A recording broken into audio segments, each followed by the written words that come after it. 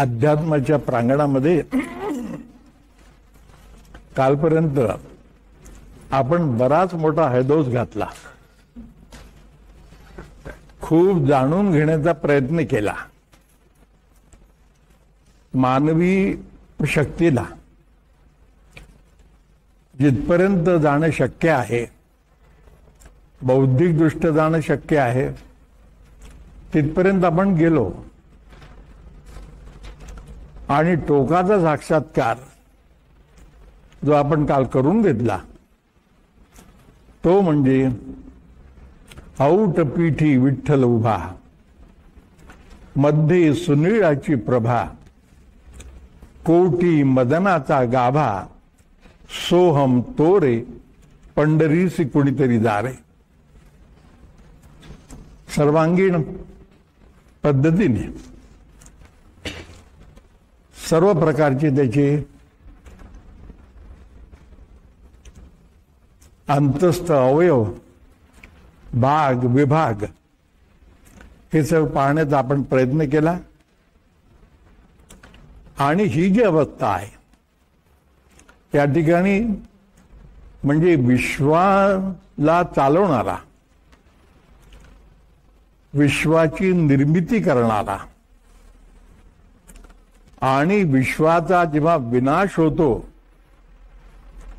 तो करून पुन्हा स्वतः नवनिर्मिती करता तटस्थपणे आणि सक्रियपणे उभा असलेला हे जे विश्वव्यापी परमेश्वराचं स्वरूप आहे ते अभंगामध्ये तुकारामाने मोठे छान रीतीने सांगितलेलं आहे. एवढी मोठी त्यांची दृष्टी होती आणि म्हणूनच ते सदेह देखील वरपर्यंत जाऊ शकले. त्याबद्दल वादविवाद करणाऱ्यांना करू द्यात, आपल्याला त्यांच्याशी कर्तव्य नाही. परंतु मानवी बुद्धीच्या पलीकडे असलेल्या अनेक अशा गोष्टी आहेत आणि ज्यातूनच खरं म्हणजे आपण जगतो. ती शक्ती नसेल तर मला जगता येणार नाही.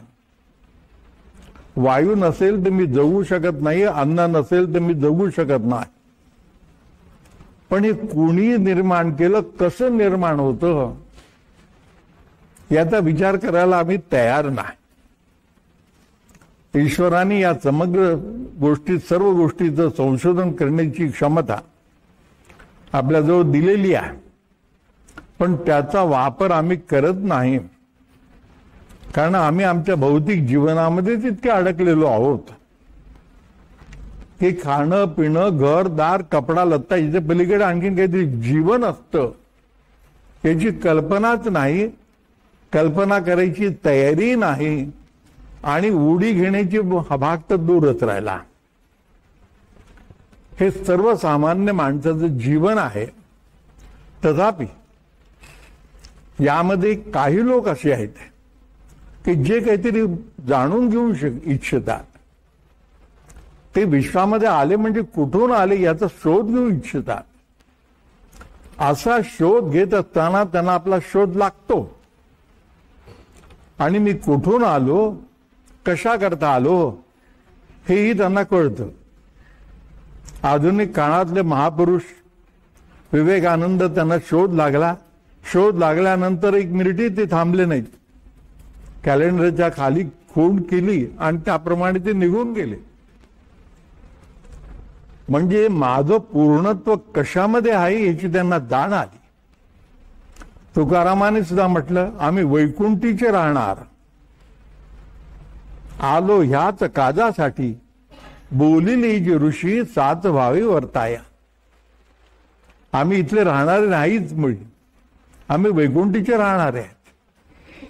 तुकारामासारखी व्यक्ती असं म्हणते ते काय वाऱ्यावर उडवून देण्यासारखी गोष्ट आहे. पण आम्ही शोध घ्यायला तयार नाही, ते आतमध्ये तिकडे प्रवेश करायला तयार नाही. स्वामी स्वरूपानंदाने असं म्हटलंय, आज कालचे नव्होत आम्ही, जुने पुराणे जाणे, असे दाखला नमूद केला पहा दप्तरी तेणे. अशा रीतीनं संतांनी, बहुतेक संतांनी ज्ञानेश्वरांनी सुद्धा तेने वैकुंठ भुवनी घर केले, हरिपाठाच्या अभंगामध्ये असं म्हटलं की वैकुंठ भुवनामध्ये त्याच्या स्वतः करता घर आरक्षित झालेलं आहे. कुठल्याही प्रकारची फी, पैसे आणि त्यातून मग याला इतके द्या, त्याला तितके द्या वगैरे काहीही करण्याची गरज नाही. सरळ व्यवहार आहे. आणि जास्तीत जास्त सरळ व्यवहार ज्यावेळेला होतो त्यावेळेला तिथं देव प्रकर्षाने उभा राहतो. जीवनामध्ये एक गोष्ट अत्यंत महत्वाची आवश्यक आहे की माझ्या जीवन व्यवहारामध्ये, समग्र जीवन व्यवहारामध्ये सरळता असावी, वक्रता नसावी. मला वक्रतेशिवाय व्यवहार करताच येत नाही. सवयी अशी झाली, साध्या लहान सहान गोष्टी करता सुद्धा खोटं बोलावं लागतं. विचारलं असं खोटं का बोलला तर म्हणतं असं जग चालत नाही, मला करायलाच पाहिजे ते. म्हणजे हे पाप आहे, हे माझी चूक आहे आणि त्यामुळं मी परमेश्वराला अंतरणार आहे याची जाणीव सुद्धा नाही. परमेश्वराला अंतरणार म्हणजे नेमका परमेश्वर कोण, कशा करतात त्याच्याकडे जायचं, काय करायचंय, देव मिळाला काय नाही मिळाला, करायचं काय, माझं अडलंय कशामुळं, माझा एक मजला बांधून झालेला आहे, दुसऱ्या मजल्याकरता सिमेंट पाहिजे तेवढं मिळत नाही, मध्येच भयंकर भाव वाढले. मला चिंता कशाची की ते एकदा भाव कमी होतील किंवा कोणीतरी कुठल्या तरी पद्धतीने मला ते देऊन जाईल, ही मला चिंता. आता ह्या करता मी ते सिमेंट वगैरे ह्या सगळ्या गोष्टीचे व्यवहार मी करीन, त्यामध्ये कमी जास्त काय ते सगळं पाहिजे. अशी गोष्ट होत असते. परमेश्वर पुष्कदा संधी देतो. एखादी गोष्ट जीवनात व्हायची असली तर ईश्वर आपल्याला संधी देतो. त्या संधीचाही फायदा घेता आला पाहिजे.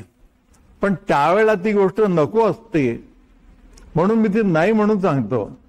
ती संधी सुद्धा सोडून देतो.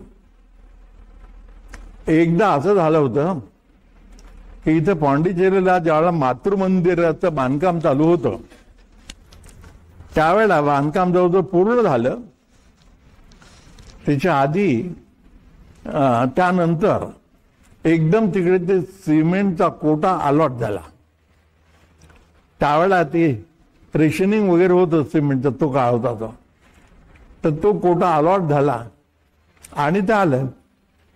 तिथले कार्यकर्ते मंडळी मदरजवळ गेली आणि त्यांना म्हणाली की आपलं काम झालेलं आहे आता आणि सिमेंटचा कोटा आपल्याला, आपलं सिमेंटचा आता काही आवश्यकता आपल्याला नाहीये, तर हा आलेला कोटा आपण परत करूया का. मदर असं म्हणाल्या की आपण कोट्याकरता एकदाच अर्ज दिला होता. तर म्हणाले हो. त्यानंतर काही आपल्याला धावपळ करावी लागली नाही, काही लबाडी करावी लागली नाही किंवा काही नाही, जसं सगळीकडे चालतं असं आपण काही केलं नाहीये. नाही, तसं काही केलं नाही. फक्त आपलं काम झाल्यानंतर तो कोटा आला, ते सिमेंट आलं. तर म्हणाले असं करूया की आपलं काम झाल्यानंतर ते सिमेंट आले, ही ईश्वराची इच्छा आपण समजूया. आणि कुठल्याही प्रकारची लबाडी किंवा काही हे ते न करता, अट्टहास सुद्धा न करता सहज रीतीने जर आलंय तर ती ईश्वराची इच्छा आहे असं समजून ते ठेवून घ्या. त्याने ते सिमेंट ठेवून घेतलं तेवढं सगळं. आणि नंतर दुसऱ्या दिवशी एक मनुष्य आला. तो म्हणाला की आपण म्हणाले मातृमंदिर बांधून पूर्ण केलेलं आहे, आपल्या दृष्टीनं पूर्ण झालंय ते मंदिर, पण एवढंच आहे की त्याच्या आणखीन तो पायऱ्यावरचा जो भाग आहे आणि वर जे फ्लोरिंग आपल्याला करायचं आहे ते म्हणाले थोडं अपूर्ण राहिले आहे. त्या ह्याच्यामध्ये आपण गालीच्या वगैरे टाकलेलं आहे, त्यामुळे ते सगळं झाकलं गेलेलं आहे. पण प्रत्यक्षामध्ये तसं नाही. त्यात काही दुरुस्ती, काही भर घालून ते सरळ प्लेन करणं वगैरे एवढं आवश्यक आहे, ते राहिलेलं आहे म्हणाले का. त्यावेळेला आपल्याला सिमेंट अपुरं पडलं होतं म्हणून ते काम तसं ठेवलं, आपण गालीचा टाकून दिला. माताजींनी कार्यकर्त्याला बोलावलं, बघा म्हणा जे आपल्याला कळत नाही ते ईश्वराला कळतं आणि त्याची व्यवस्था तो अशा रीतीनं करतो. हे घ्या म्हणाले सिमेंट, काल आलेलं सिमेंट आहे, पाहिजे ती दुरुस्ती याच्यातून करून घ्या. ईश्वराची इच्छा सुद्धा माणसाला केव्हा कळते? ईश्वराच्या मनामध्ये अनेक गोष्टी असतात. माणसाचं संपूर्ण भवितव्य ईश्वराच्या स्वाधीन झालं तर त्याची समग्र काळजी ईश्वर घेतो. योगक्षेमं वहाम्यहम् अनन्याश्चिंतयन्तो मां ये जना पर्युपासते तेषां नित्याभियुक्तानां योगक्षेमं वहाम्यहम्. असं परमेश्वरांनी वचन दिलेलं आहे की त्याचा योगक्षेम मी चालवतो. आणि किंवा जर तो तशा प्रकारचा असेल तर, म्हणजे संपूर्णपणे मला शरण झालेला असेल तर त्याचा योगक्षेम मी चालवतो. आता जो शरण झालेला असेल त्याची शरणागतता कशा रीतीने ओळखायची?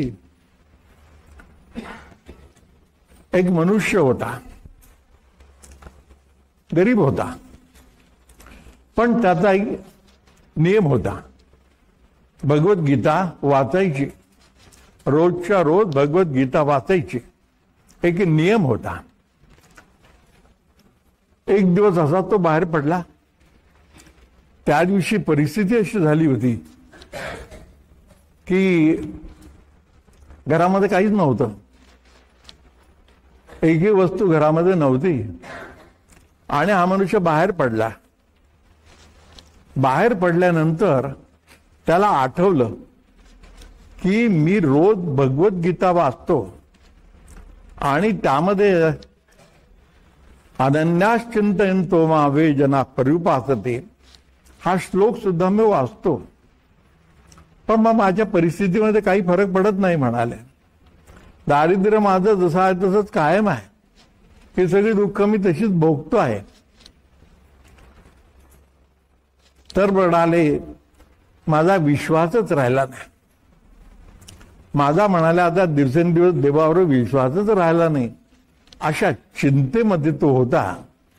त्या चिंतेमध्ये तो घरी आला. घरी आल्यानंतर त्यांनी भगवद्गीता उघडली, त्यातलं ते पान काढलं, तो श्लोक काढला आणि हा श्लोक माझ्या बाबतीत तरी खोटा ठरला असं म्हणून त्यांनी 3 रेषा मारल्या खाली. तांबड्या पेन्सिलीच्या 3 रेघा त्याच्या खाली अशा मारल्या. वाईट वाटलं. पुन्हा दुसऱ्या दिवशी बाहेर पडला. घरामध्ये बायकोने सांगितलं की अहो म्हणाले हे आपल्या घरात आज काहीच नाही, काल काहीतरी थोडंसं होतं, आज तर अजिबात काही नाही, कशाचीच काही सोय नाही. तो म्हणाला त्याकरता चाललो बाहेर, थोडी दजवीज करतो. तर म्हणाले लवकर या. ठीक आहे म्हणाले येतो. त्याप्रमाणे तो बाहेर पडला. त्या दरम्यान एक मनुष्य आला. आल्यानंतर एक मोठं गाठोड घेऊन आला होता. त्यात बरंचसं सामान होतं, धान्य होतं, भाजीपाला होता, सगळं घेऊन आला. घरामध्ये बायको होती. तिने विचारलं आपण कोण, कशा करता आला? नाही म्हणाले ह्याचं देणं मी लागत होतो, बरेच दिवस झाले म्हणाले, याच्याकडून मी पैसे घेतले होते, याची सगळी गरिबीची परिस्थिती मला माहिती होती. त्यावेळेला मी याला विचारलं की मला अशी अशी आवश्यकता आहे आणि यांनी दिली म्हणाले. स्वतःचा विचार न करताना सुद्धा त्यांनी त्याच्याजवळ जे काय होतं ते दिलं म्हणाले. आणि मी मात्र माझ्या याच्यामध्ये त्याचं देणं विसरून गेलो, पूर्णपणे विसरून गेलो. आज म्हणाले मला आठवण झाली, ते मी घेऊन आलो म्हणाल्या. त्यांनी ते सगळं काढलं, पाहिलं. तिने विचारलं आपण कोण? म्हणाले आपलं नाव काय? हे तुम्ही सांगितलं मला हे सगळं, पण तुमचं नाव काय? तर म्हणाले माझं नाव गोपाळ आहे. असं हो म्हणाले. बरा म्हणाले मी येतो. आणि असं म्हणून तसं वळला तर पाहिलं त्यांनी त्याची पाठ अशी रक्तबंबाळ झालेली होती. तो म्हणाले हे कशाला, हे काय झालं म्हणाले, तुमच्या पाठीवर काय झालं म्हणाले. म्हणून पुन्हा असं ते पाठमागचा जो शर्ट आहे तो थोडा वर केला आणि पाहिलं तर पाठीवर 3 ओळ उमटलेले होते आणि त्यातून रक्त वाहत होतं. तर म्हणे हे कसं झालंय, कोणी केलं म्हणाले. मला माहित नाही पण झालं म्हणाले. भुकीची आग मोठी भयंकर असते, मला ती सांभाळावं लागतं ना म्हणाले. आणि असं तो बोलतो तेवढ्यामध्ये हा गृहस्थ आल्यानंतर त्यांनी पाहिलं ते समोरचं दृश्य सगळं. बायकोने सांगितलं की ह्यांनी असं आणून दिलंय म्हणाले. आपल्या घरामध्ये काहीच नव्हतं, अगदी घर भरेल इतकं मोठं सगळं आणून दिलंय यांनी आताही इथे. आणखी त्यांनी त्याच्याकडे पाहिलं, सहज लक्ष त्याचं गेलं, जसं बायकोचं लक्ष गेलं तसं याचं लक्ष गेलं. तर म्हणा हे आपल्या पाठीवर हे सगळं काय झालं. तो म्हणाले अनन्याश्चिंतन तोमा वेजना परिभासते. त्याचं योगक्षेम मी चालवतो ना, मी कबूल केलंय. आणि असं म्हणून तो दिसेना गेला तिथे. यांनी ती गीता काढली आणि त्यावर जे 3 रेषा मारलेल्या होत्या, तांबड्या 3 रेषा ज्या मारलेल्या होत्या, बरोबर ते 3 रेषेचे ओळ श्रीकृष्णाच्या पाठीवर उमटलेले होते. आणि स्वतःची जबाबदारी पूर्ण करण्याकरता तो सगळे घेऊन आला होता. परमेश्वर योगक्षेम चालवतो, परंतु त्याकरता अत्यंत महत्वाची गोष्ट जर कुठली असेल तर ती म्हणजे त्याला पूर्ण सरेंडर. आणि असा सरेंडर आपला नसतो. भौतिक जीवनामध्ये आपण पुष्कळ गोष्टी करतो, अनेक गोष्टी करतो, कराव्यात सुद्धा, परंतु त्यामध्ये पूर्णतः मी ईश्वराला समर्पित आहे अशा प्रकारची भावना नसते. म्हणून अनन्याश्चिंतन तो माम, जो आनंद होऊन माझं चिंतन करतो. नुसतं चिंतनाला महत्व नाही. ठीक आहे, चित्तापासून असेल तर चिंतन होतं, वरवरचं असेल मनापासून असेल ते मनन होतं. मनन चिंतन दोन्ही आवश्यक आहे. त्यातून निधिध्यास लागतो आणि निधिध्यासातून ईश्वर सुद्धा येतो. परंतु पूर्ण शरणागती नसेल तर तेवढ्यापुरतं येतो, पुन्हा निघून जातो. तेवढं लहान मोठं छोटंसं काम करतो आणि निघून जातो. संपूर्ण जीवनामध्ये परिवर्तन घडून आणत नाही. मानवी जीवनामध्ये परिवर्तन घडून आणणं आणि ते आतून घडून आणलं, transformation, and that to total transformation, या गोष्टीची आवश्यकता आहे. ही गोष्ट करण्याकरता म्हणून सगळं आपला आश्रम येते वगैरे ह्या सर्व गोष्टी त्याकरता आहेत. ईश्वराची प्राप्ती करून घ्यावी हे माणसाला शेवट माणसाचं अभिप्सा असली पाहिजे. त्याचं जीवनाचं उद्दिष्ट मनुष्य म्हणून जन्माला आल्यानंतर एकच असलं पाहिजे, ईश्वराची प्राप्ती. मग हे ईश्वराची प्राप्ती हे जर ध्येय डोळ्यासमोर असेल तर त्या दृष्टीने तो प्रयत्न करील. एखादी गोष्ट मला मिळवायची, काय मिळवायचं आहे हे जर मला कळलं असेल तर मी त्या दृष्टीनं प्रयत्न करील. मला पैसा हवा असेल तर मला बँकेकडून मिळतो, सरकारकडून मिळतो, कुठून मिळतो, त्या दृष्टीने माझी धडपड सुरू होते. मला घर बांधायचं असेल तर सामान सुमान कसं आणायचं, तरतूद पैशांची कशी करायची, याची मनुष्य हे करतो. जीवनामध्ये त्याप्रमाणे सुख पाहिजे ही अभिप्सा असते, प्रत्येकाची असते. त्या दृष्टीनं तिची धडपड चालू असते. तो शिक्षण त्या दृष्टीनं घेतो, तो नोकरी त्या दृष्टीनं करतो, तो आपले सगळे जीवनातले सगळे व्यवहार जे आहे ते सुखाच्या प्राप्तीकरता करतो. पण सुख नेमकं कुठं आहे हे त्याला कळत नाही. हाका मारी ज्याचे नावे त्याचे गावची नाही ठावे, अशी परिस्थिती आहे. म्हणून ज्याच्या नावाने, परमेश्वराच्या नावाने हाक मारतो, अगदी टाहो फोडून या सांगे विद्यानंद, अगदी टाहो फोडून साधू संतांनी सुद्धा सांगितलं, तुकारामाने टाळो फोडून सांगितलं की खरं सुख सर्व सुखाचे आगर बाप रकमात देवीवर. सर्व सुखाचा आगर तिथे तुला सुख पाहिजे ना, दयाची वाटे सुखाची असावे, तेने रघुनाथ भजनी लागावे, तिथेच सुख मिळेल. आणि तेच सुख अशा प्रकारचं मिळतं की मग बाहेरची भौतिकातली बाकी अवस्था कशीही असली तरी काही हरकत नाही, सुख माझ्यापासून दुरावत नाही. भौतिक अवस्था दारिद्र्याची असो, एका रोगटपणाची असो, आजाराची असो, कुठलीही असो. स्वामी स्वरूपानंद 40 वर्ष एका खोलीमध्ये आजारी अवस्थेत होते. ती अवस्था त्यांच्या परमात्मा प्राप्तीच्या आड आली नाही. आणि आमचं कसं होतं, कित्येकदा जरा थोडंसं दुगलं नाही म्हणजे कालपासून जरा अस्वस्थ होतो ना, त्यामुळे ध्यान घडलंच नाही, साधना झालीच नाही. अरे साधना करण्याकरता तुम्हाला सर्व गोष्टी पाहिजेत, तर तुम्ही साधना. म्हणजे सर्व गोष्टींना पहिलं महत्व, साधनेला दुसरं महत्व. आणि मग त्यातून मी काय करणार शेवटी, तर मग सांगितलेलं गुरुने सांगितलं तेवढं आपलं सांगायचं बसायचं काहीतरी, अशाने होणार नाही. म्हणून जीवनातली जी अभिप्सा आहे, सगळ्यात महत्वाची अभिप्सा, इच्छा, वासना, महत्वाकांक्षा असं म्हण, ही जर असे, ही कुठली असायला हवी, तर ती ईश्वर प्राप्तीही असायला हवी. आणि त्याला धरून बाकीचे उद्योग करा, मग त्याला साह्य परमेश्वराचंही मिळतं आणि तुमचं भाग्यही त्याला साह्यभूत होतं. अरे ज्या ज्या गोष्टी भाग्यानुसार मला नकोशा असतात, त्या त्या समग्र गोष्टीमध्ये परिवर्तन होऊन जात. आजपर्यंतची असलेली दुःख आणि संकट ही मला मार्गदर्शन करायला लागतात ईश्वर प्राप्तीच्या दृष्टीने. कारण माझा अनुभव माझ्या पाठीशी उभे असतात. कुठल्याही परिस्थितीत मनुष्य डगमगत नाही, काय वाटेल ते हो, त्याचा विश्वास त्याला त्याच्या ठिकाणी असा असायला हवा की माझ्या पाठीशी परमेश्वर उभा आहे, तो माझं सगळं काही करील. आणि त्याकरता त्याची स्वतःची वागणूक कशी असायला पाहिजे, अगदी साधी आणि सरळ वागणूक असायला पाहिजे.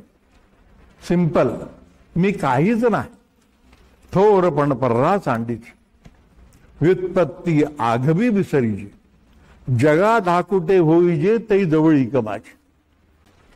आपल्या ह्याच्यामध्ये साधनेमध्ये बऱ्याचशा गोष्टी सांगितलेल्या आहेत. म्हणजे एवढी ही मनाची अवस्था येण्याकरता, आणि त्यातही काल मी जे सांगितलं, प्रेतरूप झाला शरीराचा भाव, इथपर्यंत येण्याकरता त्याशिवाय तुकाराम होणार ना, तुकारामाचा अंश सुद्धा करणार नाही. किती हरिपाठाचे अभंग घेतले, वाचले, इकडून तिकडे पालथे गेले, तरी करणार नाही. तो प्रेतरूप शरीराचा भाव भावाच लागत असतो. त्याचं संपूर्ण विवेचन कालच्या दिवशी मी केलं, आता पुन्हा त्यात शिरत नाही जास्त. दोन, आपलं व्यावहारिक जीवन आहे आणि अध्यात्मिक जीवन आहे. दोन, अध्यात्मिक जीवन हे दोन चाकावरून चालतं. एक भौतिक जीवन आहे, दुसरं आध्यात्मिक जीवन आहे. भौतिक जीवनामध्ये अतिरेक सगळा वर्ज्य करावा लागतो. कुठलंही अति बोलणं नको, अति खाणं नको, अति निद्रा नको, या गोष्टी तर आहेत. बाकी सुद्धा इतर लोकांमध्ये मिसळणं, गप्पा मारणं, त्यात अगदी पांचट खालच्या दर्जाच्या गप्पा मारणं वगैरे, हे तर नकोच.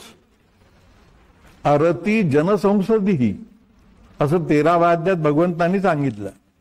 म्हणजे लोक समुदायामध्ये फार जास्त मिसळणं हे नको. आणि त्यातही त्या अशा प्रकारच्या गावगप्पा जर चालत असतील तर ते मुळीच नको. म्हणून हे सगळं नियंत्रण,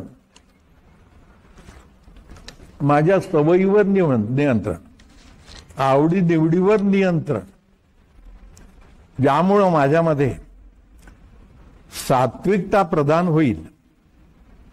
तेच खायचं, तेच वापरायचं. साधे कपडे वगैरे सुद्धा कशा करता असतात, कारण त्यात साधेपणा वृत्ती, ती सात्विक वृत्ती निर्माण होते. फार जास्त गॉडी भडक कपडे असले तर माणसाची वृत्ती रजोगुणी होते. आजकाल ज्या फॅशन निघाल्यात ना पुष्कळशा, त्या चांगल्या वाईट मी म्हणत नाही, पण चटकन फॅशनच्या आहारी जाणारी जी माणसं आहेत ना, ती विचाराची उथळ असतात. खोल विचाराचा मनुष्य कशामुळे प्रभावित होणार नाही. तर सरळ व्यवहार असावा आणि सगळ्या प्रकारचे अतिरेक टाकावेत. त्यामध्ये लोक व्यवहार करीत असताना सुद्धा सरळपणाचे जे व्यवहार आहेत ते करावेत. वेडे वाकडे व्यवहार करावे लागत असतील तर ते करायचे नाहीत. Go straight. आणि स्ट्रेट असं जात असताना जर मध्ये काही आलं तर अक्षरशः झापड बांधून चाललं तरी चालेल.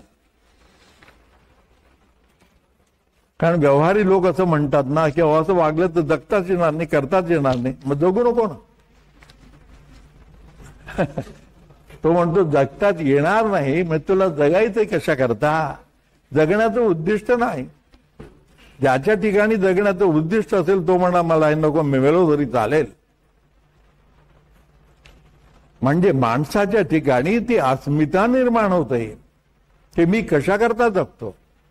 जर न्यायाचं असेल ते मला हवं, अन्यायाचं असेल ते नको, अयोग्य असेल ते मला नको, अशी वृत्ती आतून त्याची निर्माण व्हावी लागत असते.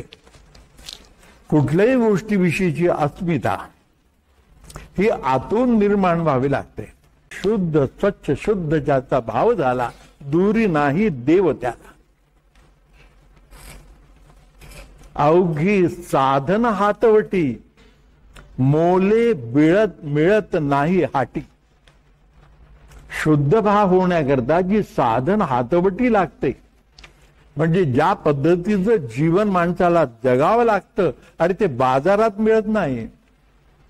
मग ते कुठं मिळतं? तर ते ज्या ठिकाणी बाजार न होऊ देता शुद्ध स्वरूपाचं अध्यात्म चालतं तिथेच ते मिळतं. त्या ठिकाणी परमेश्वर असतो. म्हणून जीवन व्यवहार हे नेहमी सरळ असायचे, साधे असायचे, कपट झपट नाही, लबाडी नाही, मत्सर नाही, द्वेष नाही, अहंकार मुळीच नाही. कारण ह्या सगळ्या गोष्टी अहंकारातून निर्माण होता. मी काहीतरी अशा अहंकारातून निर्माण होतं म्हणून तेही नाही असं सगळेच्या सगळं जेव्हा निघून जातं त्यावेळेला मग माणसाची बैठक स्थिर होते. लोक विचारतात की आम्ही ध्यानाला बसतो पण काही चित्त स्थिर होत नाही, ते होत नाही.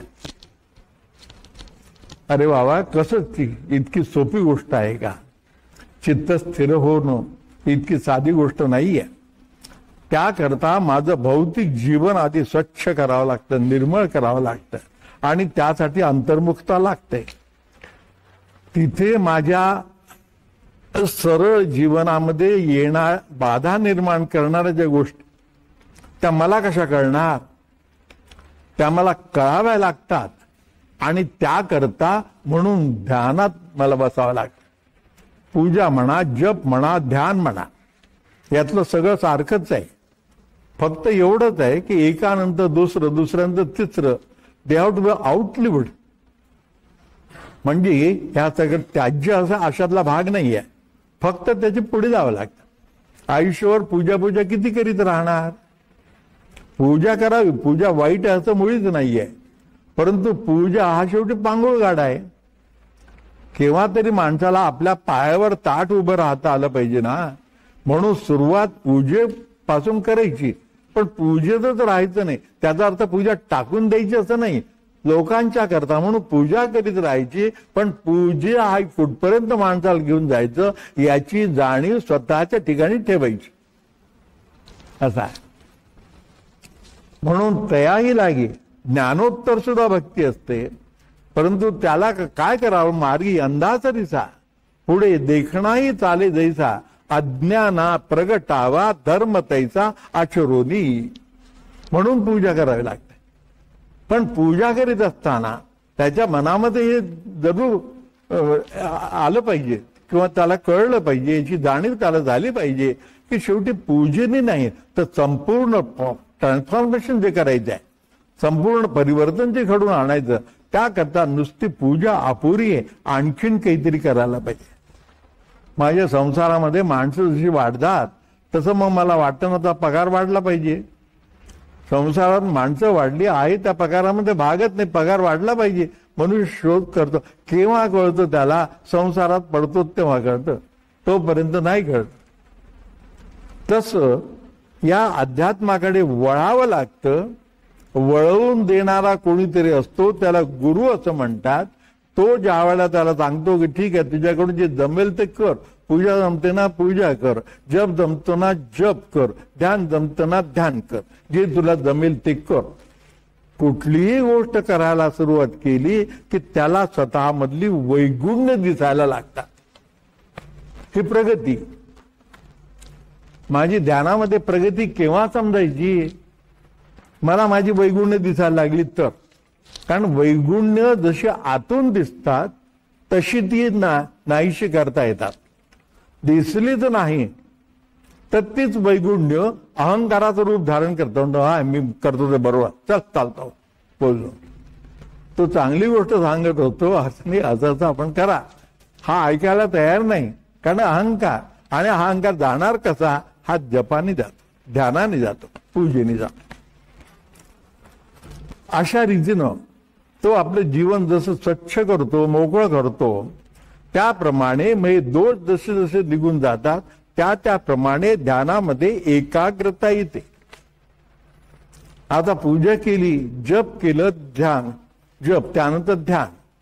आता ध्यान तरी का करायला पाहिजे? काही लोक असं म्हणतात की ठीक आहे, आम्हाला जपामध्ये आनंद मिळतो, आम्ही जपच करीत राहतो. ठीक आहे, जप कर. त्याला असं वाटतं की अरे जप केला किती काय करणार, किती करणार. जेव्हा कोट्यवधी जप होतो त्यावेळेला हनुमंताचा राम तयार होतो. जेव्हा हनुमंताची आणि श्रीपाद श्री वल्लभाची भेट झाली होती त्यावेळेला श्रीपाद श्री वल्लभ हनुमंताला म्हणाले की अरे तू किती जप केलेला आहेस, युगाने युग तुझा जप चाललेला आहे, अखंड जप करतोस म्हणाले तू, तुझी योग्यता फार मोठी आहे. आता एक करायला हवं. आता म्हणाले जे साधू संत महात्मे असतील त्यांचं संरक्षण करायचं, ते न मागताना सुद्धा त्यांचं संरक्षण करणं ही तुझी जबाबदारी आहे. एवढी जबाबदारी तू स्वीकार. आणखीन म्हणाले रामाचा जो जप करतोस ना, आता रामाचा जप हा अंतरामी रामाचा जप. अरे तू स्वतःच राम झालाय, रामाने रामाचा जप करायचा म्हणजे काय करायचं? आत्मा रामाचा जप करायचा.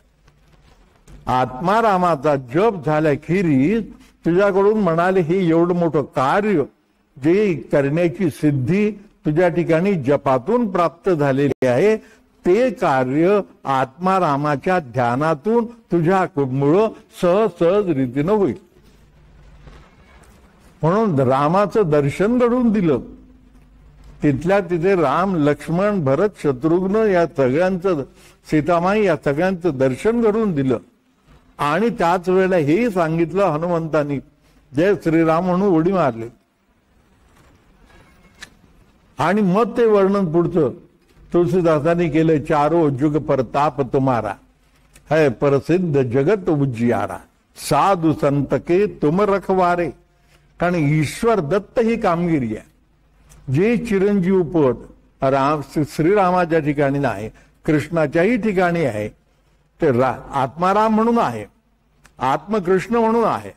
परंतु कृष्ण आणि राम, दशरथाचा पुत्र राम किंवा देवकीचा पुत्र कृष्ण या भूमिकेनं ते महत्व त्यांना नाही. त्याच्या पलीकडे असलेलं जे आहे ते आत्मारामाचं महत्व आहे आणि ते सर्वत्र सारखं आहे, तेच तुझ्याही ठिकाणी आहे. आणि त्याला घेऊन हनुमंताचं चारी युगामध्ये कार्य चालू असतं. हनुमंताच्या ठिकाणी आणखीन एक गोष्ट देऊन ठेवली. ती गोष्ट म्हणजे भौतिक जीवनामध्ये सुद्धा ज्या अडचणी येतात त्याचं निवारण करणं. हनुमंत म्हणाल ते करतो. सर्व अडचणीचं निवारण करणं हे हनुमंताचं काम आहे. अगदी संजीवनी आणण्यापासून तर अनेक गोष्टी हनुमंतांनी केल्या. ते जे संजीवनी तत्व आहे ते हनुमंताची इतकं अंगभूत झालंय की त्याकरता आता द्रोणागिरी पर्वत आणावा लागत नाही. नुसतं एका दृष्टीनं ते कार्य होतं. आणि ते त्या कार्याची तयारी किंवा त्या पार्श्वभूमी ही जी निर्माण करून ठेवली ती गणेशाने निर्माण करून ठेवली.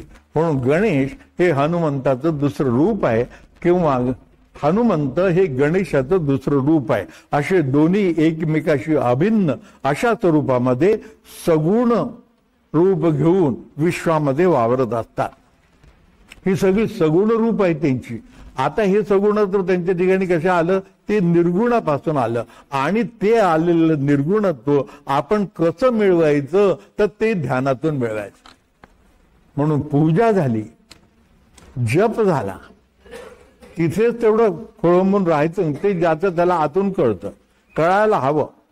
वर्षानुवर्ष आपण जप करतो, आतून हे काहीतरी कळायला हवं. म्हणून मग पुढे ध्यान करायचं. श्रेयो हि ज्ञानम अभ्यासात, ज्ञानात ध्यानम विशिष्यते, ध्यानात कर्मफल त्यागा, त्यागात शांती. कारण मला शांतीकडे जायचे ना. माझी अभिप्सा काय, ईश्वर प्राप्ती ही माझी अभिप्सा आहे. आत्मारामाचं दर्शन हा मी परमोच्च साक्षात्कार असं समजतो. ही जर जाणीव, शुद्ध जाणीव माणसाच्या मनामध्ये असली तर बरोबर मग तो ध्यानाकडे आपोआप आतून वळतो. एका बाजूला व्यावहारिक जीवनातली सरलता, दुसऱ्या बाजूला ध्यानाची शुद्ध बैठक. ह्या दोन्ही गोष्टी ज्या वेळेला एका वेळेला चालतात, जसे गाडीची दोन्ही चाकं फिरायला लागली म्हणजे गाडी पुढे सरकते, त्यावेळेला आपलं अध्यात्म जीवन आणि भौतिक जीवन या दोन्ही जीवनाची गाडी अशी पुढे सरकायला लागते आणि मग ती ईश्वराकडे जाते. अशा रीतीचं जीवन कार्य करणारा जो मनुष्य आहे, त्या माणसाची अवस्था कशी होते की तो म्हणतो, त्याला एखादा ध्यास असतो की झालं हे सगळं मला मिळालं, पण अजूनही एका गोष्टीचा ध्यास की ज्याची पूर्तता झाली नाही. अशा प्रकारचा तो साधू होता. म्हणून त्याला ध्यास होता राधेचा. त्याला असं वाटलं की राधेचं दर्शन घ्यायला पाहिजे. राधेच्या दर्शनाशिवाय पूर्तता नाही. राधा झाल्याशिवाय, राधा भाव निर्माण झाल्याशिवाय कृष्ण दर्शन होत नाही. काय करावं, जवळ पैसा नाही, अकिंचन वृत्ती. त्यामुळे कुठे गेलं तरी जो कोणाला मागायचं नाही किंवा काही नाही, जशी जशी व्यवस्था होईल त्याप्रमाणे असं राहायचं. अशा याच्यामध्ये तो होता. त्याचा एक मित्र होता. हा मित्र, परमेश्वर काहीतरी व्यवस्था करून ठेवत असतो प्रत्येकाची. हा मित्र असा होता की तो वेळी अवेळी त्याला साथ देत असे. म्हणजे याची काही मागणी नसायचीच, पण जरी काही निर्माण झाली, एखादी गरज असली एखाद्या वस्तूची, तर हा मित्र त्याला द्यायचा. याच्या मनामध्ये असं आलं साधूच्या की आपल्याला बारसुनीला जायचं आहे. तो मित्र जो बोलला, अरे म्हणाले माझी फार इच्छा आहे तिथे जाण्याची. तर म्हणाले काय हरकत, मी करतो तुझी व्यवस्था, मी तिकीट काढून देतो म्हणाली. लखनौची गोष्ट आहे, मी तिकीट काढून देतो तुला आणि तू जा. तर आणखी तो मित्र म्हणाला की मी असं ऐकलंय की तिथं असे धर्मशाळा वगैरे असे बांधून ठेवलेल्या आहेत, खोल्या वगैरे बांधून ठेवल्या आहेत आणि पुष्कळशी संन्यासी मंडळी तिथे येतात, त्यांची राहण्याची वगैरे अशी व्यवस्था तिथं आहे. नर्मदेच्या काठी सुद्धा अशा प्रकारचं पुष्कळ गोष्टी आहेत की ज्या ठिकाणी साधू संत किंवा अशा प्रकारची येणारे जे लोक असतात त्यांची व्यवस्था होते. तर म्हणाले तिथं आहे, तिथे गेल्यावर तुझी व्यवस्था होईल. ठीक आहे म्हणाले, ते मी बघतो तिथे गेल्यावर काय करायचं ते, तो माझं तिकीट काढून दे. त्याने तिकीट काढून दिलं. हा गेला. गेल्यानंतर त्याने ते शोध घेतला, ते खोल्या वगैरे मिळतात काय, एखादी खोली मिळेल काय याचा शोध घेतला. तर सगळे खोल्या लॉकड होत्या, सगळ्या गेलेल्या होत्या, खोल्या बंद होत्या. म्हणाली खोली शिल्लक नाही. तिथल्या मालकाला विचारलं, व्यवस्थापकाला, तो म्हणलेले शिल्लक नाही म्हणाले, एकही खोली नाही म्हणाले. बरं म्हणा. मग त्यांनी विचार केला की आपणच बांधूया. खोली बांधणं म्हणजे काय, त्याचं काही 2-5 लाखाचा तो व्यवहार नसतो. 2 बांबू इकडेचे तिकडे आणले, एखादं म्हणजे आच्छादन टाकण्याकरता एखादा तट्टा किंवा अशा प्रकारचं ठेवलं तरी होऊन जाईल. त्याला जागा लागते ना. पण मग त्यांनी पाहिलं तर जागाही नाही, आजूबाजूला कुठं जागाही नाही. शेवटी हे सगळी ओळीने जशी ते रो हाऊस सारखी ती घरं बांधलेली होती आणि अशी उतारावर होती. ते सगळं वरचं पाणी खाली वाहत वाहत येईल अशी खालच्या बाजूला एक अशी मोकळी जागा त्याला दिसली. म्हणाले इथं आहे. पण तिथे सगळी बाजूला घाण पडलेली होती, लोकांनी कचरं वगैरे टाकायचं वगैरे ते सगळं असं होतं. ते हा म्हणाला की असू दे, म्हणाले आपल्याला चालतं, आपण आपल्यापुरती जागा स्वच्छ करून घेऊ. आणि त्यांनी तिथं असलेली थोडीशी 6 बाय 6ची अशी एक जागा निवडली आणि ती स्वच्छ केली. तिथं 4 खांब काढले, 4 बाजूला 4, आणि वरून झाडाच्या फांद्या वगैरे तोडून आणल्या, वरून त्याचं असं आच्छादन टाकलं, आतमध्ये राहायला लागला. तो तेवढा तो तिथला जो व्यवस्थापन मालक नाही तर तिथला नोकर जो ह्या सगळ्या गोष्टी बघत असे, तो तिथे आला. त्याने पाहिलं तर म्हणाले तुम्ही हे इथं बांधलं, म्हणाले हे जागा चांगली नाही, म्हणाले तेवढी. तो म्हणाले चांगली घाण वाईट काय, आपल्याला राहायला आडवं पडता आलं म्हणजे पुरे, म्हणाले. तर झालं असतो ते, म्हणाले. ते नाही म्हणाले. त्याच्या लक्षात आलं होतं की हा मनुष्य अतिशय साधा आहे, सरळ आहे, प्रेमळ आहे, हा कोणाशी याचं भांडण नाही, कोणाची काही नाही, म्हणाले.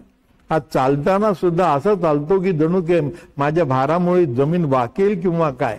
हे माझी माता आहे, त्या मातेला मी भार देऊ शकत नाही, देऊ नये. हे विष्णुपत्नी असं आपण तिला म्हणतो ना.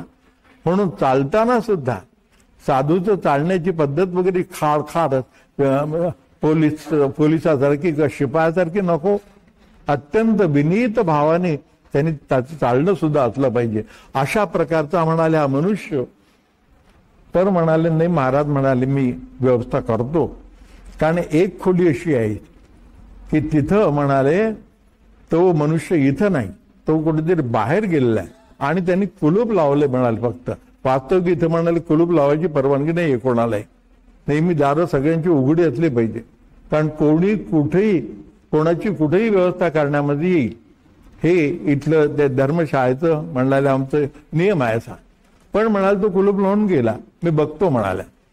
तो त्या मालकाकडे गेला, व्यवस्थापकाकडे गेला, त्याच्याकडून त्यांनी किल्ली घेतली, ते उघडलं तर आतमध्ये काही थोडंसं सामान वगैरे होतं, थोडंसं, पण ते विशेष काही नव्हतं. तर म्हणाले आपण इथे चला. तो म्हणाला तुम्ही इथे राहा, ही खोली तुम्हाला देतो. तो म्हणतो त्याचं सामान आहे ना, चूक असो की बरोबर असो, पण त्यांनी कुलूप लावलंय ना. मग म्हणाले त्याचा अधिक्षेप करणं हे आपल्याला जमत नाही, असं करायला नको, म्हणाले. त्यांनी चूक केलं की बरोबर केलं हा त्याचा प्रश्न. मी माझा विचार करायला पाहिजे, माझ्याकडून चूक होते किंवा काय. दुसऱ्याची चूक माणसाला पटकन दिसते, आपली चूक स्वतःची दिसत नाही. आपली चूक पाहणारा तो देव होतो. तर म्हणाले तसं नको, म्हणाले मी इथे राहतो. बरं म्हणाले. 1-2 दिवस तिथे राहिला. पण शेवटी तो मनुष्य आला. आल्यानंतर तो म्हणाला की माझं चुकलं, म्हणाले मी कुलूप लावून गेलो इथे आणि आता मी जातोच आहे, म्हणाले इथे. तर ही खोली त्यांना द्या. आपोआप सोय झाली. मनाची तयारी केवढी, हे कुठल्या आहे त्या परिस्थितीमध्ये तसं राहायचं. आणि दुसरी तयारी कुठली, कोणाचा उपमर्द होता उपयोगी नाही. मी परमेश्वराला जाणून त्याचे नियम पाळणार, तो पाळतो किंवा नाही याच्याशी मला कर्तव्य नाही. मला कर्तव्य माझ्या पुरतं, आणि तेही का, कारण ह्या देहाकडून मला परमेश्वर प्राप्ती करून घ्यायची आहे. म्हणून स्वार्थ, देहाचा स्वार्थ, पण कशा करता, निस्वार्थी होण्याकरता असलेला स्वार्थ. झालं. तो खोलीत राहायला लागला. आता तिथं त्याने त्याच्या मित्रांना आणखी एक व्यवस्था करून ठेवली होती. तो म्हणलं तुमच्या रोजच्या जेवणाची व्यवस्था कशी होईल. तर म्हणाले माझा एक तिथे मित्र आहे, तो किराण्याचा दुकानदार आहे फाय. तर त्याला मी सांगतो त्याच्या ओळखीचा कोणतरी असेल तिथं स्वयंपाक करणार रोट्या वगैरे करणारे माणसं असतात, तर त्याच्याकडे म्हणाल तो शिधा आटा देईल रोजच्या रोज आणि तो पोळ्या करून तुम्हाला देत जाईल, म्हणजे जेवणाची व्यवस्था होऊन जाईल. त्याप्रमाणे ती व्यवस्था केली आणि ती खरोखर चालू राहिली. एकाने त्याला सांगितलं की अहो म्हणाले जो तुम्हाला पोळ्या करून देतो फार लबाड मनुष्य. तो काय करतो म्हणाले, हा चांगला आलेला माल स्वतःकरता ठेवतो आणि वाईट मालाच्या पोळ्या गिळ्या करून म्हणाल तुम्हाला देतो म्हणाल. ते म्हणाले की असू दे म्हणाल, तो वाईट मालाच्या पोळ्या करतो का चांगल्या मालाच्या पोळ्या करतो हे इकडे मी बघत नाही म्हणाले. माझी पोटाची भूक शांत होते ना, तेवढं पुरे झालं. 2 पोळ्या मला मिळतात, बस झालं माझं काम. मग त्यालाच असं वाटलं की एक गोष्ट मात्र आहे की त्याच्याकडून हे पाप होतं, माझ्या निमित्तानं त्याच्याकडून हे पाप घडतं. मी अशा प्रकारचं निमित्त होऊ नये. बघा विचाराचा स्तर बघा. मी निमित्त होऊन कोणाकडून जर पाप घडत असेल आणि त्याचं निमित्त मी असेल तर ते माझ्या दृष्टीनं पाप आहे, ते घडायला नको. त्या पापापासून मी त्याला परावृत्त करतो. मी सांगतो म्हणाले त्याला. हा गेला सांगायला. आणखी त्याला म्हणाले की मी असं ऐकलं तर म्हणाले हे बरोबर नाही, कारण हे पाप होतं म्हणाले. मला चांगलं वाईट मिळण्याचा प्रश्न नाहीये, पण तुझ्याकडून असं पाप होऊ नये असं मला वाटतं म्हणा. आला म्हणाले मोठा शहाणा मला अक्कल शिकवायला, उद्यापासून मी देतच नाही म्हणाले कोणा. तर सामान्य माणसं त्याची विचाराची क्षमता जेमतेम त्याप्रमाणे त्यांनी विचार केला. आणखी दुसऱ्या दिवशीपासून जे पोळे आहे ना बंद झाला. तरी चिंतेत पडला नाही, कारण त्या दिवशी संध्याकाळी त्याला त्याच्या मित्राचं पत्र आलं. त्या पत्रात असं लिहिलं होतं की माझी बदली आता तिथल्या रायसोनीच्या नगरपालिकेमध्ये झालेली आहे, तर मी स्वतः तिथे येतोय आणि मी घरही घेतो, त्यामुळे तू माझ्याकडे आता येऊन राहा. खाण्यापिण्याची अजिबात राहण्याची अजिबात चिंता नाही. परमेश्वर कशी व्यवस्था करतो त्याचा नमुना. आपल्या भक्ताला ईश्वर वाचवतो, कुठल्याही परिस्थितीत वाचवतो, पण मला त्याकरता काय करावं लागतं, संपूर्ण शरणागती. कारण परीक्षा माणसाची तिथं होते शरणागतीत परीक्षा. हायेस्ट टेस्टामेंट सगळ्यात उच्च स्वरूपाचा जो निकष आहे, तो निकष म्हणजे तो किती प्रमाणामध्ये ईश्वराला समर्पित असं जीवन जगतो. जसं असेल त्याप्रमाणे वागायचं. ईश्वराने चांगलं दिलं तर घ्यायचं नाही असं नाही, त्याचा अवेअर करण्याचं काहीच कारण नाही. कधी वाहावे जीवन काही पलंगी शयन, काही भोज्य नानापरी काही कोरडा भाकरी, काही सज्जनाचा संग काही दुर्जनाचा योग्य, काही उत्तम प्रावरणे काही वसनेती ही जिरणे. अशा रीतीनं कधी कसं असं जीवन माणसाला जगावं लागतं. आणि कुठल्याही स्वरूपाचं जीवन जरी असलं तरी ईश्वराला मी कदापि विसरणार नाही. आणि तो जे करतो ते माझ्या कल्याणाकरताच करतो ही शुद्ध जाणीव मनातून कधीही जाऊ न देणं, अशी जी धारणा आहे ही धारणा ध्यानातून स्थिर होते.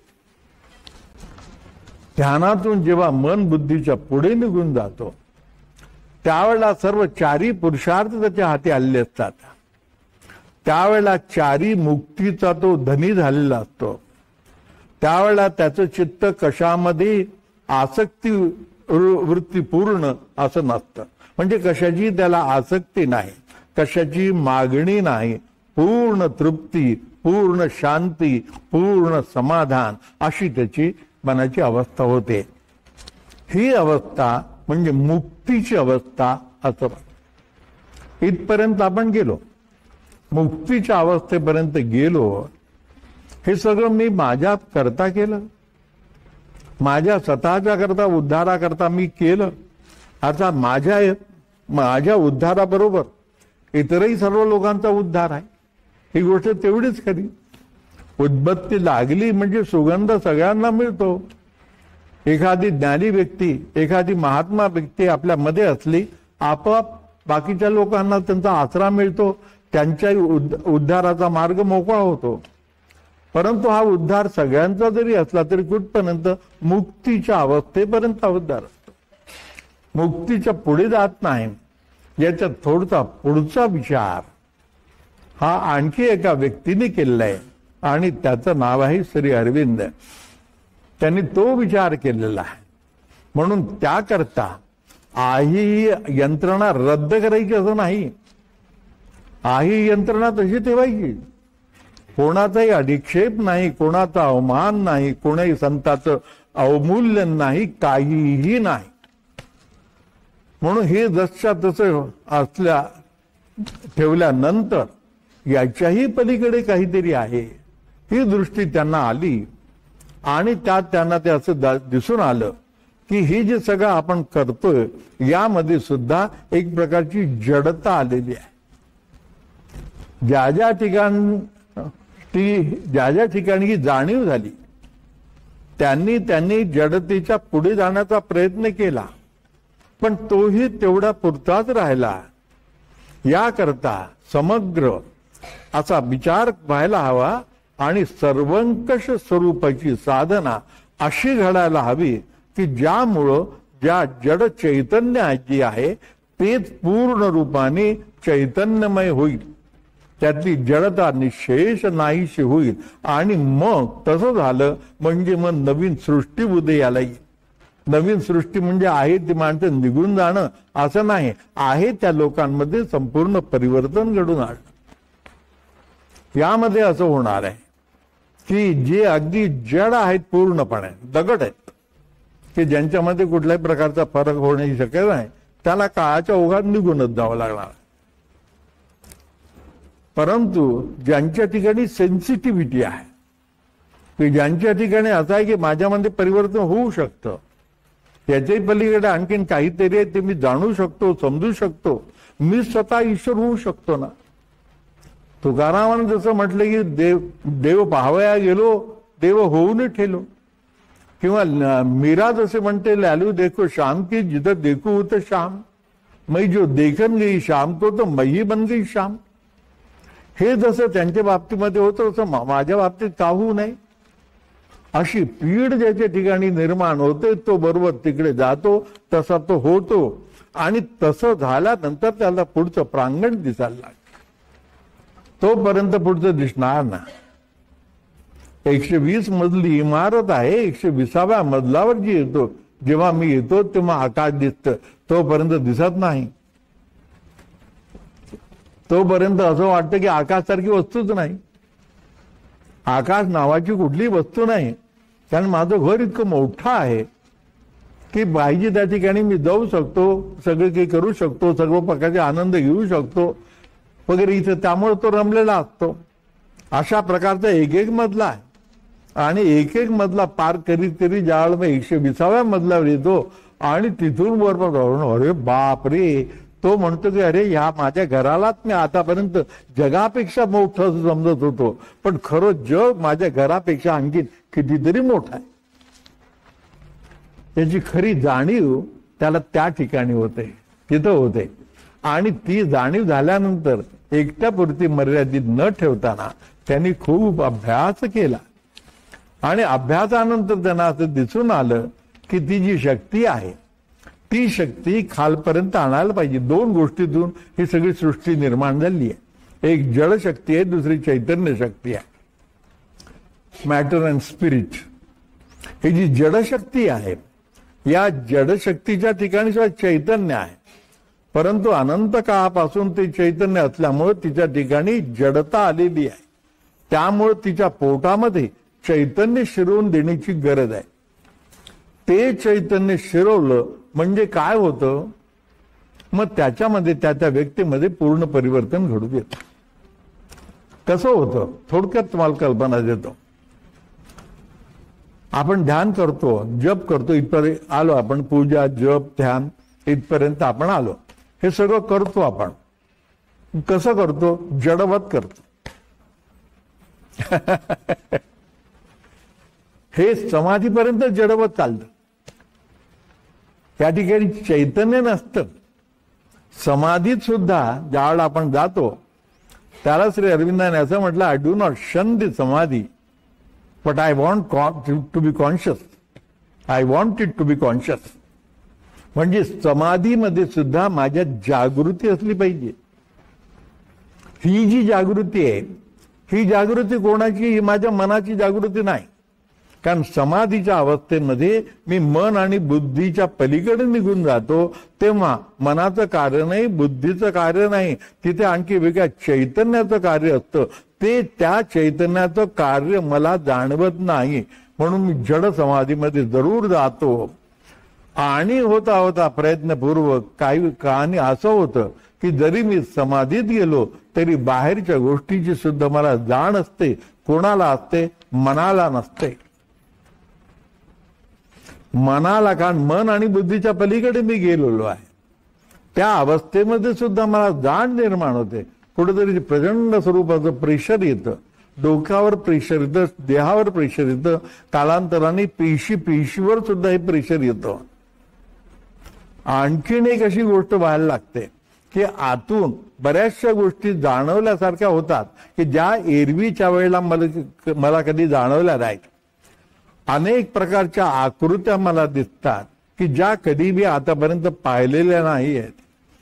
अनेक प्रकारची माणसं, कलाकुसरीची कामं, नाना प्रकारच्या इमारती, नाना प्रकारची रानं, डोंगर, नद्या, पर्वत, अमकढमक, सगळं अगदी आकाशातल्या तारकांपर्यंत अनेक गोष्टी माझ्या दृष्टीसमोरून येतात आणि जातात. आणि होता होता हरिहराच्या मूर्ती बिंदुलयात येती जाते इथपर्यंत मी जातो.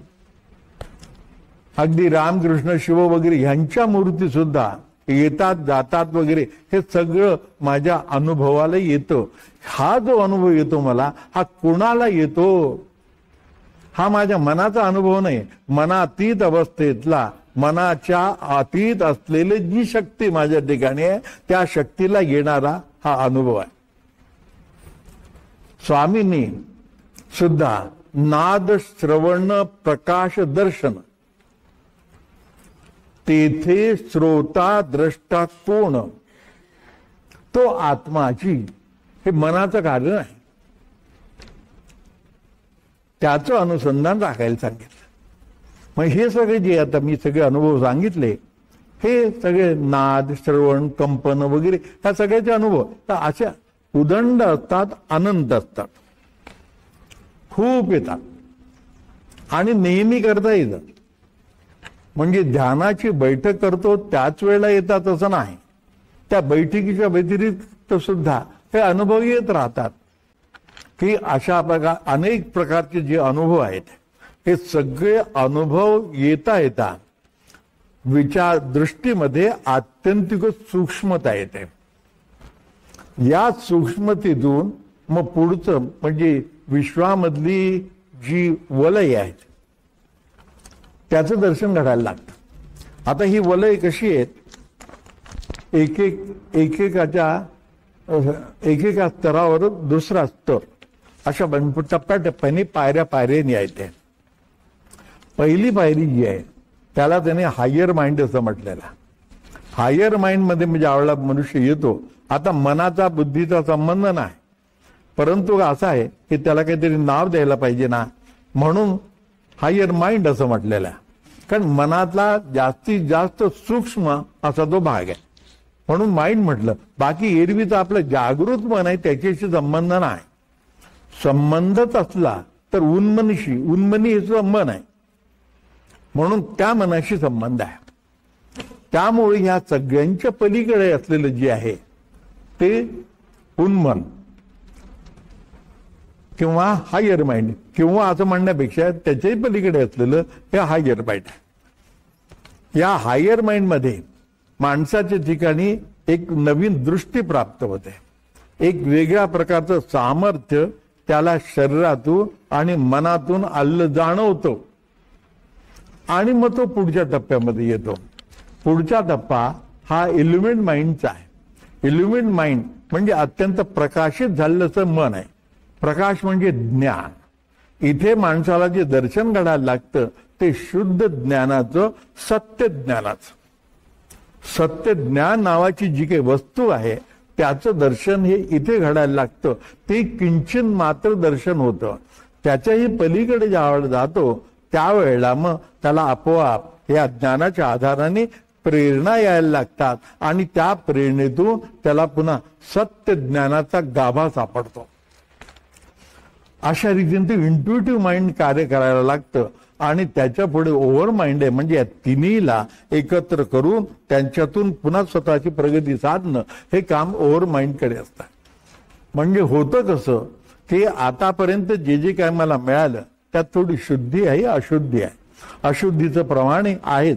अशुद्धी जात नाही, जायला फार फार प्रयास करावे लागतात, खूप कष्ट घ्यावे लागतात, तेव्हा कुठं आपल्यातली अशुद्धी निघून जाते. तर ती सगळी ज्यावेळेला ते कार्य ओव्हर माइंड कडे मनुष्य झेपावतो मनाने, तेव्हा मग खरी अवतरण प्रक्रिया हे सुरू होते. तोपर्यंत आरोहण प्रक्रिया आहे. आरोहण प्रक्रियेने मी मनुष्य ओव्हर माइंड पर्यंत जेव्हा जसं जातो किंवा झेपावतो त्याच्या कल्पना आतून यायला लागतात आणि ते मिळावं असं वाटायला लागतं. त्याप्रमाणे त्याचे प्रयत्न चालू असतात. तेव्हा मग अवतरण प्रक्रिया सुरू होते आणि अवतरण होतं त्यावेळेला ते पार मूलाधारापर्यंत खाली येतं. आणि मग खालपासून जे जे काय आतापर्यंत सगळं घडत आलं, म्हणजे मी जो जप केला, मी जी पूजा केली, मी जे ध्यान केलं, त्यामध्ये सुद्धा माझ्याकडून कुठल्या त्रुटी होत गेल्या याचं भान यायला लागतं. जेव्हा ही अवतरण प्रक्रिया सुरू होते तेव्हा हे भान होतं. नाही तर तोपर्यंत पूजा करतो मी, माझं मला समाधान मिळतं, इथे सगळं चालू असतं. अरे पण ती खरी पूजा होत नाही. सर्वात्मका ईश्वरा श्री सकर्म कुसुमांची पूजा व्हावी लागत असते. म्हणजे त्यातून जो कर्मयोग सिद्ध होतो तशी ती पूजा माझ्याकडून घडत नाही हे मला त्या अवस्थेमध्ये कळतं. आणि अशा रीतीनं मग ती अवतरण प्रक्रिया सगळ्या गोष्टीचं एक एक शुद्धीकरण करीत जातं. तिथून मग माझे जीवन व्यवहाराचं शुद्धीकरण होतं. तिथूनच जीवनातल्या आध्यात्मिक व्यवहाराचं शुद्धीकरण होतं आणि तिथून अध्यात्म आणि भौतिक जीवन या दोन्हीच्या समन्वयातून जे ज्या विचारधारा निर्माण होतात आणि जे जे शारीरिक संक्रमण होत राहतं या सगळ्यांचं शुद्धीकरण घडून देतं. असं हे शुद्धीकरण झाल्यानंतर मग पुढच्या टप्प्यामध्ये मनुष्य जेव्हा शिरतो तेव्हा ओव्हर माइंडचा टप्पा संपून जातो. तो जवळजवळ वरच्या टप्प्यात गेलेलाच असतो आणि तिथे मग अतिमानसाचं साम्राज्य सुरू होतं. ते जे साम्राज्य आहे ते फार वेगळ्या स्वरूपाचं साम्राज्य आहे की ज्याचं दर्शन, किंचित दर्शन हे ज्ञानेश्वरांनी केलं आहे. ज्यावेळेला ते म्हणतात कला कल्पतरूची आरव, चेतना चिंतामणीचे गाव, बोलते जे अर्णव पियुषाचे, चंद्रमे जे अलांछन, मार्तंड जे तापहीन, ते सदा सर्वही सज्जन परकेने सोयरी होतो. आणि पुढे त्यांची वाणी थकली तेव्हा किंबहुना सर्व सुखी आणि पूर्ण होऊनी तीही लोक. फार खोलवर आहेत त्या सर्व गोष्टी. तिन्ही लोकांमधली पूर्णता, भूलोक, भुवरलोक आणि स्वर्गलोक, कारण हे तिन्ही ठीक आहे, ही तिन्ही पूर्ण आहे स्वतंत्र रीतीनं.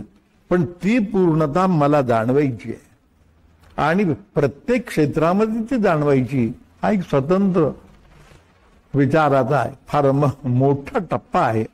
पण अशा प्रकारची माणसं, अशा प्रकारच्या अवस्थेमध्ये मनुष्य जातो आणि अशा अवस्थेत असलेले 1, 2, 10 नव्हे तर मांदियाई, अशी ईश्वर भक्तांची मांदियाई निर्माण व्हावी हे ज्ञानेश्वरांचं स्वप्न आहे आणि ते स्वप्न पूर्ण करण्याची श्री अरविंदांची धडपड आहे. अशा रीतीनं त्यांनी ते केलं. या जडामध्ये आता आपल्याला दिसतं ते सगळं जड आहे, मी सुद्धा जडच आहे. पण ज्या वेळेला अशा काही अवस्थेमध्ये मी होतो त्यावेळेला माझं परिवर्तन घडून येतं ना, चैतन्य मी होतो. एक एक व्यक्ती चैतन्यामध्ये, साधू संत ज्याप्रमाणे चैतन्यमय असतात त्याप्रमाणे व्यक्ती व्यक्ती अशी चैतन्यमय होऊ शकतं. आणि असं चैतन्यमय लोकांचं साम्राज्य असं निर्माण होऊ शकतं ना. म्हणून दिव्य जीवन ही काही नुसती कवी कल्पना नाहीये, तर ते प्रत्यक्ष भोगण्याचा तो विषय आहे. म्हणून जसं ईशावास्यमिदं सर्वं यत्किंच जगत्याम जगत तेन त्यक्तेन भुंजीता, असं जे उपनिषदाने सांगितलंय की अरे सगळं परमेश्वरच भरलेला आहे, त्याचा उपभोग घे. मला उपभोगाची गोष्टी 2 खाण्याचे पदार्थ 2 ऐकण्याचे पदार्थ एवढंच माहिती आहे. पूर्णपणे उपभोग परमेश्वराचा. देव घ्यावा, देव पाहावा, देव भोगावा. देव ही भोगण्याची वस्तू आहे असं ईशावास्य उपनिषद म्हणते. अशा रीतीनं मनुष्य प्रगती करीत जातो. हा एक आपल्या जीवनाचं हे एक ध्येय, ज्या ध्येयाने प्रेरित होऊन आपण आश्रम काढलेला आहे. ती ध्येय आज मोकळ्या मनाने तुमच्या समोर हे सगळं मांडलं. कालपर्यंत त्याचे बारकावे आपण पाहिले, खूप चिकित्सा केली, आणि आजच्या दिवशी ते स्वप्न जे आहे ते असं तुमच्या समोर मांडलेलं आहे. याप्रमाणे वाटचाल करायची. मी आहे, देह आहे तोपर्यंत सांगतोच आहे, मी स्वतःही करतोच आहे. मी सुद्धा पूर्णावस्थेला गेलो असं माझा आग्रह नाही, परंतु माझा प्रयत्न मात्र तो चालू आहे. कारण यापेक्षा कमी दर्जाचं असं मला काही नको. माझाच एक अभंग आहे. म्हणून अगदी सामान्य स्वरूपाचं वगैरे असं मला काही नको. मला हवं त्याचं पूर्णावस्थेतलंच हवं, आणि त्याकरता माझी सगळी धडपड चालू आहे. ईश्वराची माझ्यावर पूर्ण कृपा आहे. हे अभिमानाने म्हणत नाही, गर्वाने म्हणत नाही, अस्मितेने मात्र जरूर म्हणत. कारण तसं ईश्वराचं मला साह्य आहे, सर्व बाजूने मला ईश्वरी साह्य आहे. अगदी मनी धरावे ते होते, विघ्न उघेच नासोनी जाते, कृपा केली रघुनाथे प्रचित येते. हा माझा स्वतःचा अनुभव आहे, प्रत्येक क्षेत्रामध्ये आहे. त्यामुळे मला कशाची चिंता नाही किंवा कशाचंही भय नाही. माझं मी आहे त्याप्रमाणे मी करतोच आहे, सगळ्यांच्या बाबतीमध्ये करतो आहे. पण केव्हा तरी जाणारच, कारण देह आहे, देहाला मर्यादा आहेत. म्हणून देह हा परमेश्वराला ट्रस्टी म्हणून तो माझ्याकडे दिलेला आहे. मी कसा काय वापरला हे ते देवाला माहिती. दिन मैली कीनी हा तर सहज स्वभाव आहे माणसाचा. त्याप्रमाणे माझ्याकडून ती मैली झाली. पण जसं ध्रुव प्रल्हाद वसुधामने ओढी त्यांनी जसं शुद्ध करून घेतली, त्याप्रमाणे शुद्ध करण्याचा माझा एक प्रयत्न आहे. देहासह मन आणि सर्व इंद्रियाचं पूर्ण शुद्धता यावी लागते. त्याला जैसे गंगा वाहे तैसे ज्याचे मन भगवंत जाण तयाजवळी असं म्हटलेलं आहे. तर असा हा प्रयत्न आहे, आपल्या सगळ्यांचा प्रयत्न आहे. जे कोणी यात येऊ इच्छित असतील त्यांनी यावं. कोणाला मज्जाव नाही, पण कोणाला आग्रह नाही. तेवढंच आहे, विचार करावा, ज्याचा त्यांनी विचार करावा. विशेषतः जी माणसं निवृत्त झालेली आहेत त्यांनी तर हा विचार ठोसपणे करायला काही हरकत नाही. अरे प्रपंच असा चालूच राहणार आहे. अनादि अनंत स्वरूपाचा प्रपंच आहे, ह्याचा काय चालूच राहणार आहे. मी आहे, माझी मुलं आहेत, पुत्र पौत्र नातू अमुक हे सगळं चालूच राहणार. ह्यामध्ये मी किती काळ अडकणार आहे. म्हणजे त्यांच्यापासून दुरावा घेणं असं मुळीच अभिप्रेत नाहीये, परंतु तेच फक्त करीत राहणं हे अभिप्रेत नाही. म्हणून त्यापासून थोडी अलिप्तता साधायची. कारण ह्या प्रत्येक गोष्टीतून वासना निर्माण होता, आणि वासनाचं भांडार इतकं प्रचंड आहे की ते ट्रॅक्टर सारखं समोर उभं राहतं, काही केलं हालत नाही, आपल्या वाहनाला जागा मिळत नाही. म्हणून या ट्रॅक्टर पासून बाजूला व्हायचं. वासना नाही, कुठल्याही प्रकारची मागणी नाही, कुठलीही इच्छा नाही, काही नाही. देव जसं देईल तसं त्याप्रमाणे आपण आपलं जीवन जगण्याचा प्रयत्न करावा, एवढीच माझी तुम्हा सगळ्यांच्या जवळ प्रार्थना आहे. आणि तुम्ही त्याप्रमाणे आतापर्यंत इतकी वर्ष झाली, इतकी वर्ष चाललेली आहे, पुढे आणखीन काही का हे तुम्ही जरूर कराल आणि माझं स्वप्न यशस्वी कराल याचा मला सुद्धा विश्वास आहे. हरिओम तत्सत.